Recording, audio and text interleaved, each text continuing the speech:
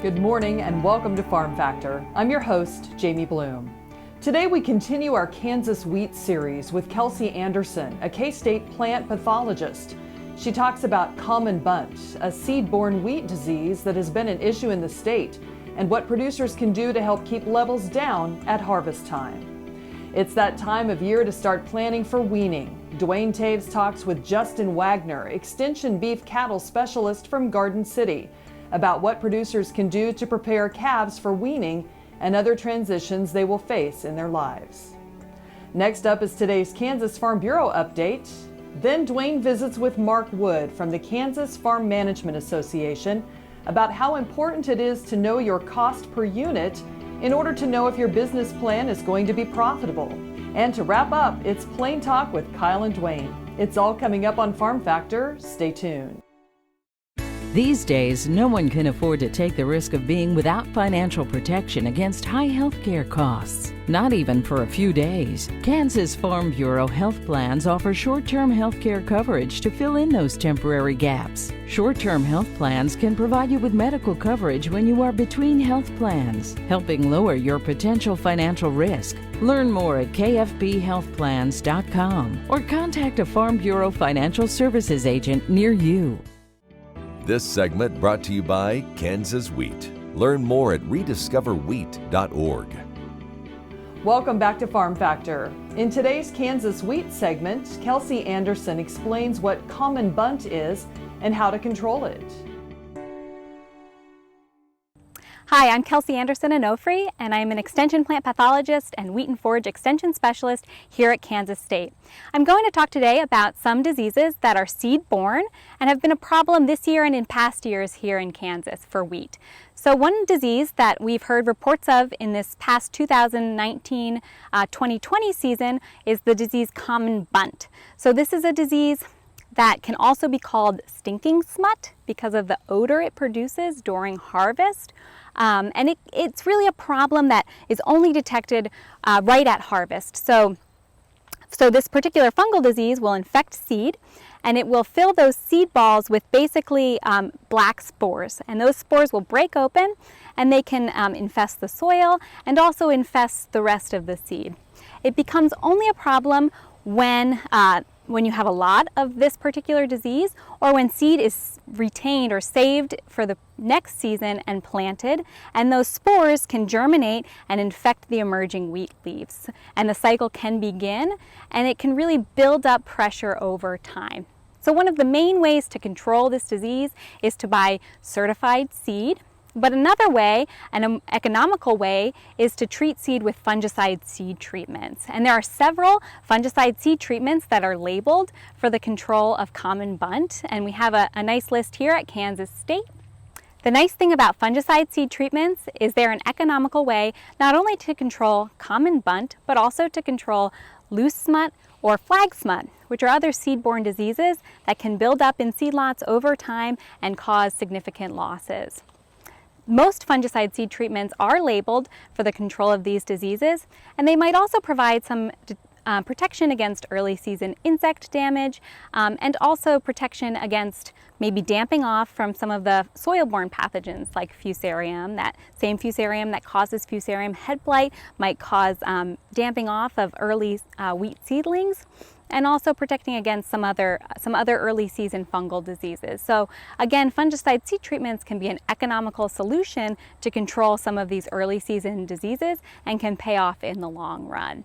So again, common bunt is a problem, but it is controllable, and it's best to control it year after year to keep those levels down. After the break, Duane talks with Justin Wagner about tips for weaning this fall.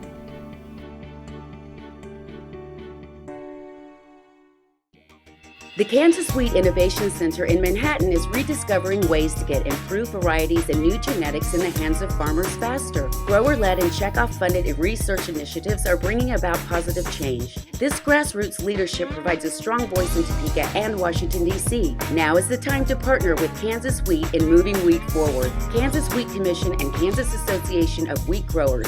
Farmers investing in their future and yours. Log on to rediscoverwheat.org. KFRM is one of the largest farm radio stations in the nation, dedicated to informing and entertaining rural listeners from northern Oklahoma to southwestern Nebraska. You can catch KFRM in many ways, of course, 550 on the AM dial, streaming at kfrm.com, or on your smartphone by going to the TuneIn Radio app, or on Ag AM in Kansas on Tuesdays and Facebook every day of the week. KFRM, tune us in. You'll be glad you did. This segment brought to you by Santa Fe Trail Meats in Overbrook. Let us help feed your family. Welcome back to Farm Factor. Duane Toews is with Extension Beef Cattle Specialist Justin Wagner to discuss weaning. Duane Toews joining him once again on the program. A chance to catch up with Justin Wagner, talking about the fall of the year coming upon us, Justin, for those cow-calf guys. It's one of the big switches in the management and handling of cattle. We think about weaning time. Talk a little about some of the things that guys need to think about ahead of time. Sure, Duane. Well, I think one of the biggest things is, we oftentimes kind of view weaning as one of those things of let's just get it over with. And really, I like to look at it as it's a transition, and we've got to prepare those calves for the transition. Several of those transitions that those calves are going to face, we think about maternal separation. We think about acclimating those calves to a new environment. Most likely that's going to be a dry lot in some cases, and that's quite a bit of a change from the range environment they've been on. Some of the others would be getting them used to a new feed stuff, or maybe even consuming feed out of a bunk. And then, those are all of those things together. When we combine those stressors, obviously that can have an impact on immune function. But think about it. It seems like we all know guys that get along really well. They do it well, and it appears that they prepare for it. And then other cases where things the wheels fall off sometimes. Yeah, weaning can certainly be a scary time. I think it's stressful for producers because those calves are usually doing very well on grass, and we don't see a lot of problems until we get into the weaning time. So I think there is a certain degree of stress that goes along with it. And yes, in some years, guys that do everything right can have some issues, and then in some years everything just goes along really well. You alluded to it the best. I think preparation is probably the key to any of those successes, and just being ready for those things like weather patterns or something like that can really have a big impact that we're really not prepared for. Talk a little about nutritionally. You referenced we're going to change the feed source for those calves compared to what they've been used to, making that transition as smooth as possible and palatable feedstuffs is pretty important. Yeah, absolutely. There's several things that go into transitioning those calves into a weaning program, and one of those that I like to remind folks about is whatever ration we're going to feed in the pen or in the situation, if we can feed just a little bit of that to the cows with the calves prior to weaning, that can go a long ways. It's not something that has to be done every day. 2 to 3 times prior to weaning can really go a long ways towards adapting those calves.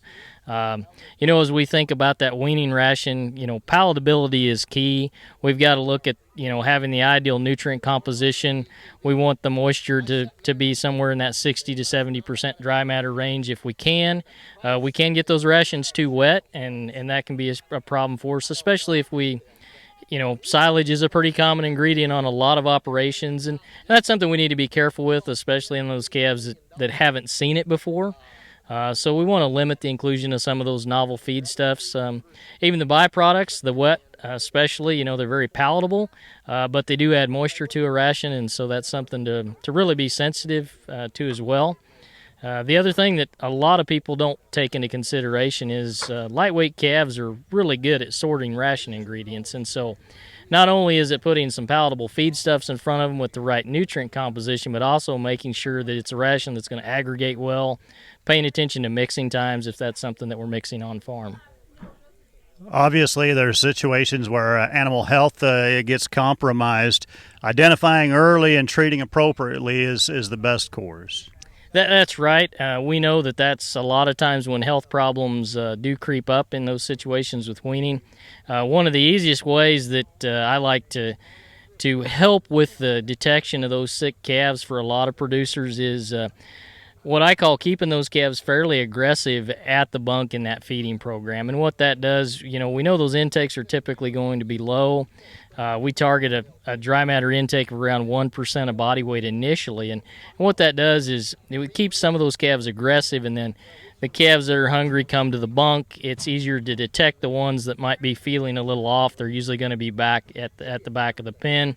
Really a good benchmark is just to look at the number of calves that are coming to the bunk, and usually by day 3, we'd like to see 60 to 70%, if not more, of those calves coming to the bunk within the first few minutes of that feed delivery.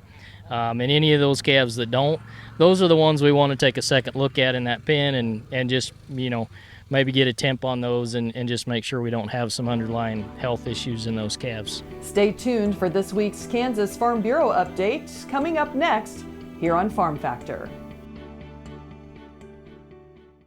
At Farm Credit, we partner with America's farmers who work hard each and every day to grow the food that we all enjoy. It's not an easy task, but it's an important one. Farm Credit is proud to work with farmers and ranchers, lending support in rural America.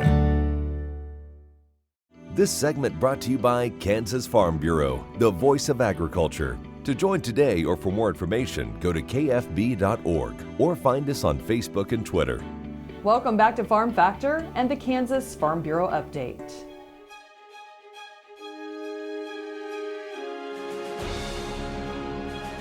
My name is Matt Hines. I serve District 1 on the Vote FBF board. So Kansas, split up definitely urban and rural. We have, 5 or 6 counties that make up the majority of our population. Today we're going through some of the Kansas House race, and it's down to a few of those urban counties that have a lot of representation where our rural membership does not. So continuing to seek that voice for rural members, especially as we move out of eastern Kansas into central and western. I personally, of course, represent District 1, which is northeast Kansas, but we need that voice to be carried throughout all the state. Our state is very dynamic from east to west, from north to south. We have a lot of challenges in agriculture in many of those areas. Anything that we do here from Vote FBF will be made to our members. You can go to our website at kfb.org/votefbf and find out who we have endorsed. I would strongly recommend you take a look at each one of your voting districts, and if you've got quite a few candidates that you vote for within your district, or you're not familiar with them, please take a look at them. Even print out the list, take it with you when you go to vote, or take it with you as you're sitting there filling out your ballot.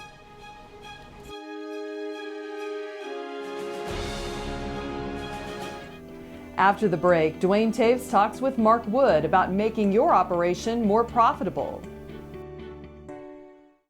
Kansas Corn reminds you that E15 fuel is the right choice for every kind of driver. For the car enthusiast, E15 has higher octane.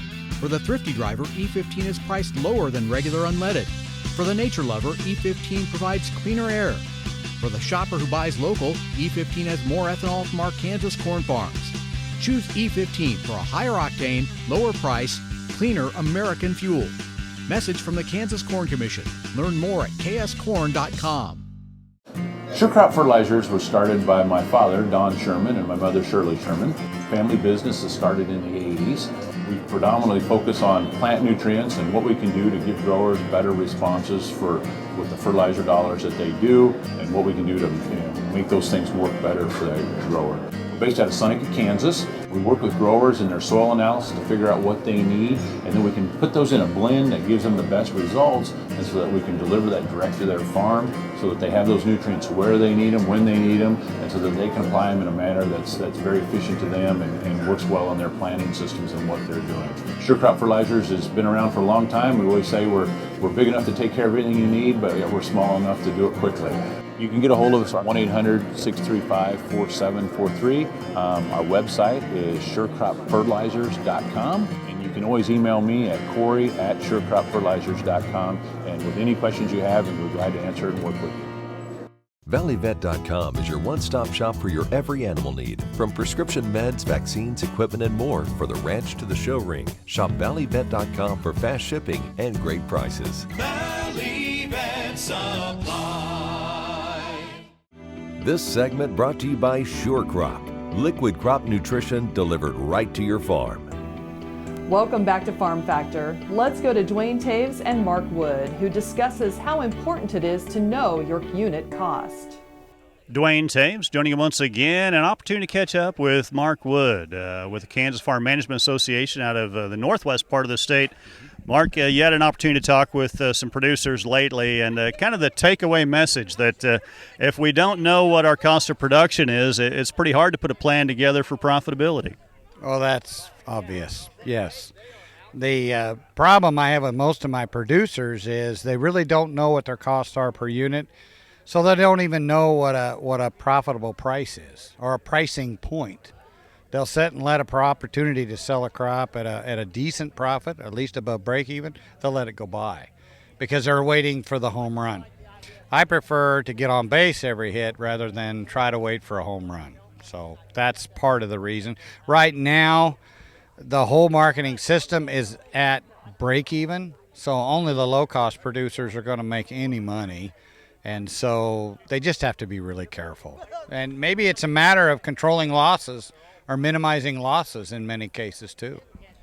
Talk a little about, from your program, we see historical things that happen within agriculture in the country and worldwide as well that impact things off-farm that you really have no control over. Well, the obvious big one right now is the COVID virus coming through. But there's other things. This was a livestock presentation or a group of people. The fire that occurred down at Holcomb was a shock to the system, cut off the slaughter capacity for a period of time. Markets do adjust if you give them time, but that's the problem where you're at in the sequence. Trade negotiations, trade wars, tariffs. We haven't had any tariff issues for a long time. But that's been in our recent history as well.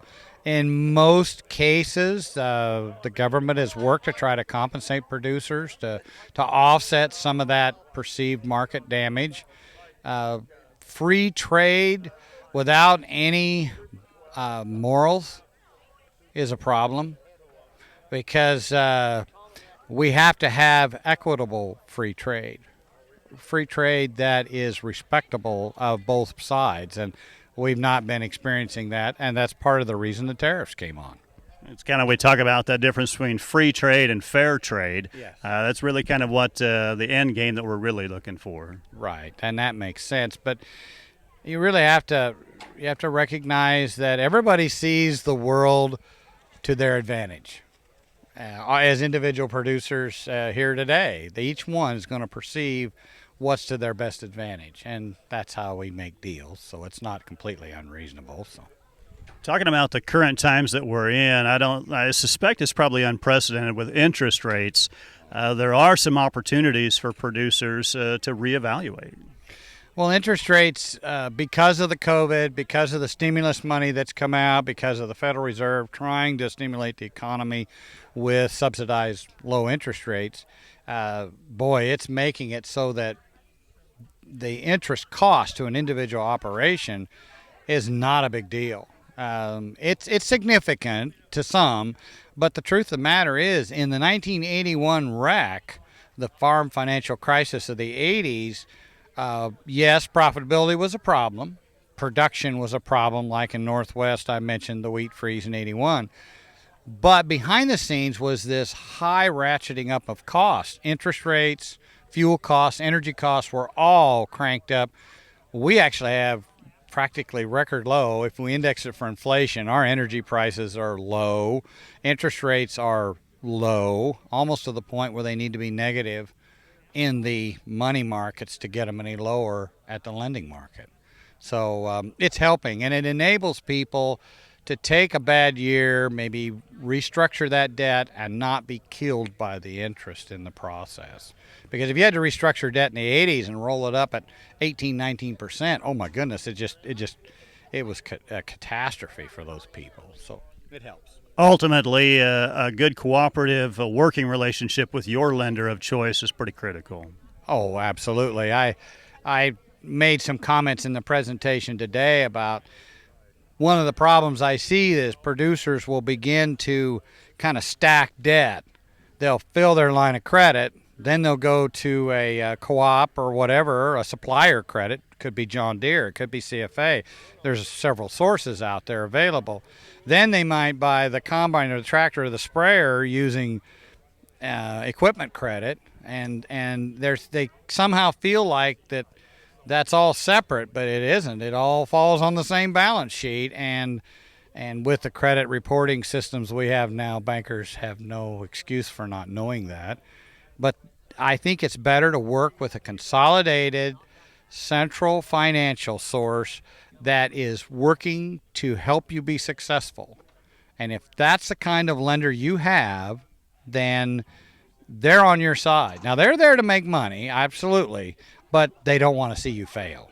Stay with us. We'll be back after the break with Plain Talk.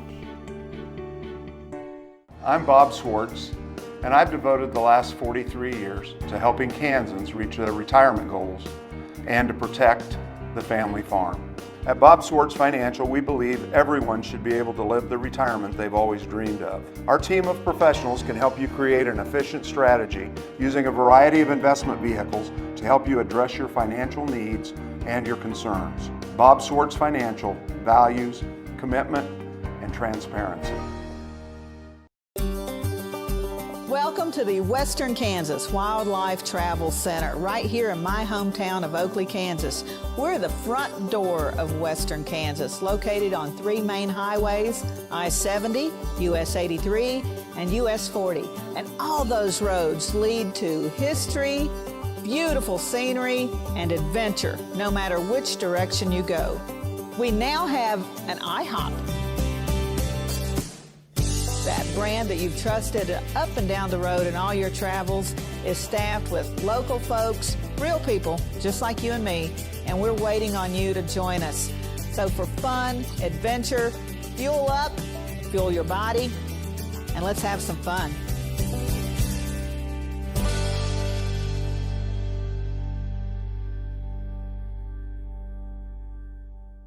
This segment brought to you by Santa Fe Trail Meats in Overbrook. Let us help feed your family.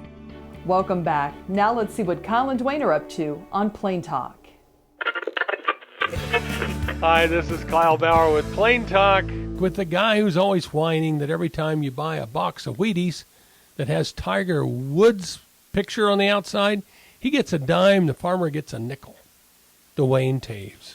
It is unfortunate. Yeah, but he plays better golf than most farmers. He plays better golf than me. Even like when he had back surgery and wasn't playing golf. And had a broken leg and a broken arm. Yeah. Plays better golf than me. So, but it's not the point. I enjoy myself. And he has a better agent than most farmers do. Absolutely. Yeah. That's all what it's all about.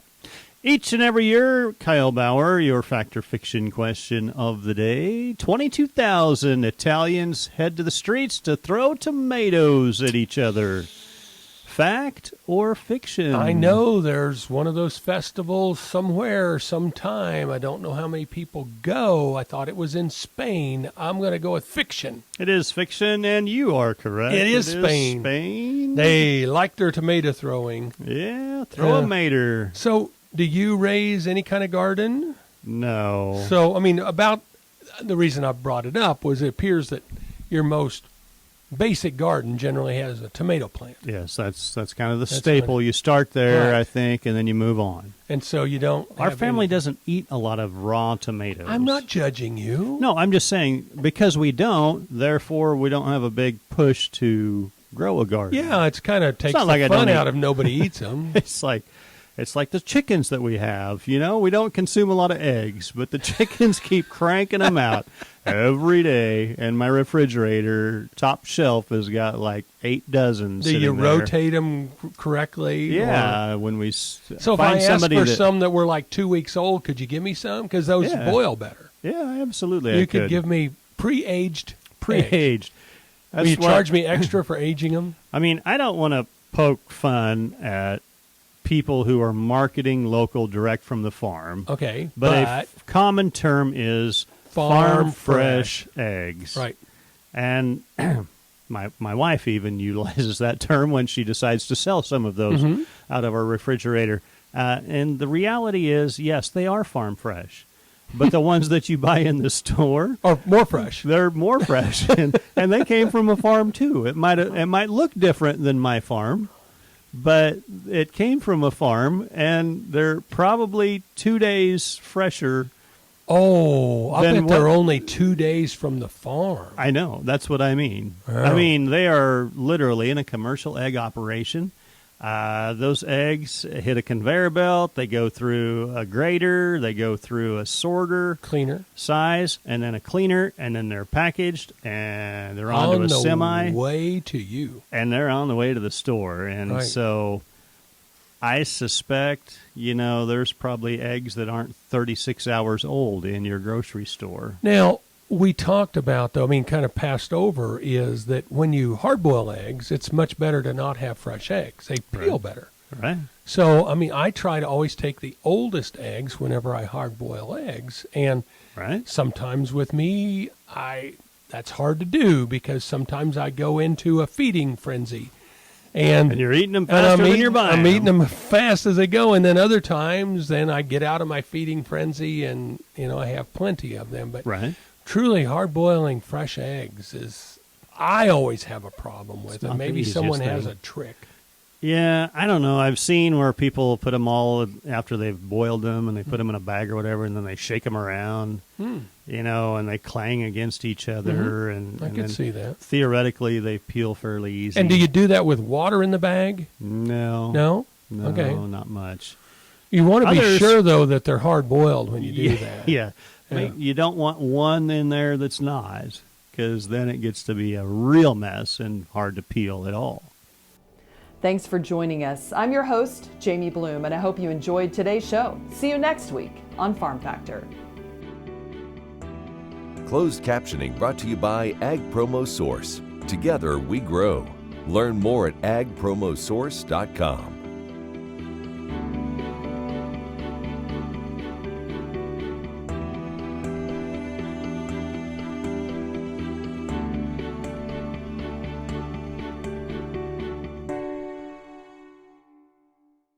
ValleyVet.com is your one-stop shop for your every animal need. From prescription meds, vaccines, equipment, and more for the ranch to the show ring. Shop ValleyVet.com for fast shipping and great prices. Valley Vet Supply.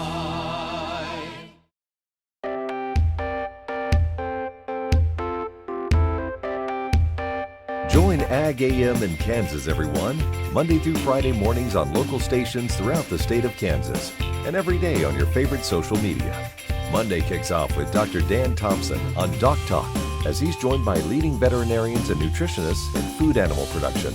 They discuss current production challenges and tips on how to deal and prepare for those challenges.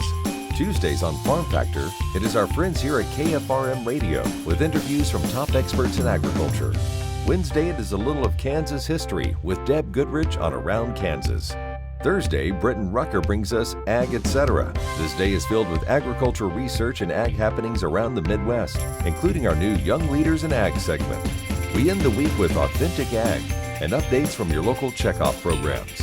Make sure to check your local listings or like us on Facebook and Twitter at Ag AM in Kansas and on YouTube at Farming Unlimited TV so you never miss an episode. Thanks for watching.